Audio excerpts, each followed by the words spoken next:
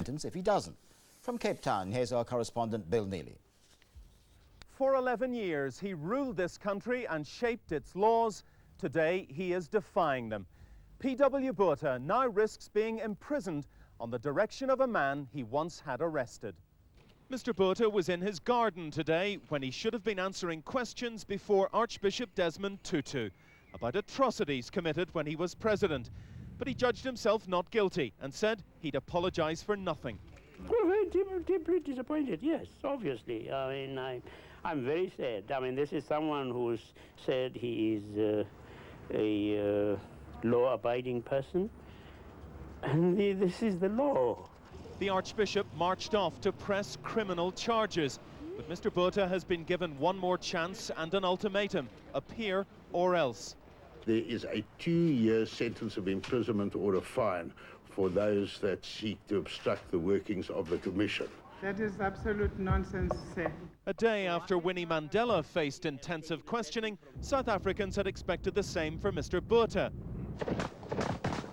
He was to be asked about the actions of security forces under his control, about raids into neighbouring countries and about police death squads.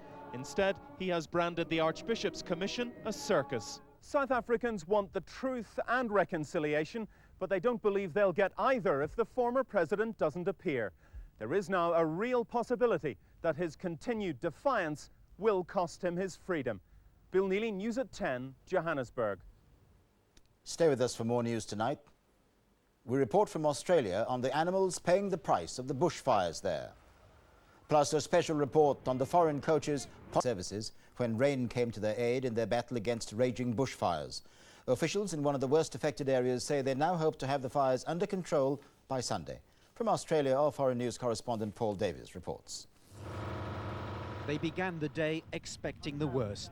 6,000 firefighters standing in the path of a series of bushfires that had burnt their way across 1 million acres and into the record books. May well be one of the biggest fires ever in the world's history. It is an enormous fire. Posing an additional hazard, a thick blanket of smoke from the smouldering scrubland meant helicopter pilots could no longer see where to direct the firefighting effort. The main fires are in such remote areas they can only be tracked and fought from the air. But the air up here is so thick with smoke that aircraft are being forced to ground. In a gamble, the emergency teams started their own controlled fires ahead of the main blaze. A scorched earth policy to destroy any potential fuel and halt the inferno's advance before it reached the nearest towns and settlements. Inevitably, there have been casualties, although wildlife agencies have been trying to rescue as many of the bush's residents as they can before it goes up in flames. But at the end of the day, it was nature that came to the rescue. Long overdue rainstorms keeping the fires in check and reducing the danger to man and beast, for now at least. Paul Davies, News at 10, New South Wales. A 31-year-old man was jailed for life today for the murder of 9-year-old Kaylee Ward. John O'Shaughnessy was told by the judge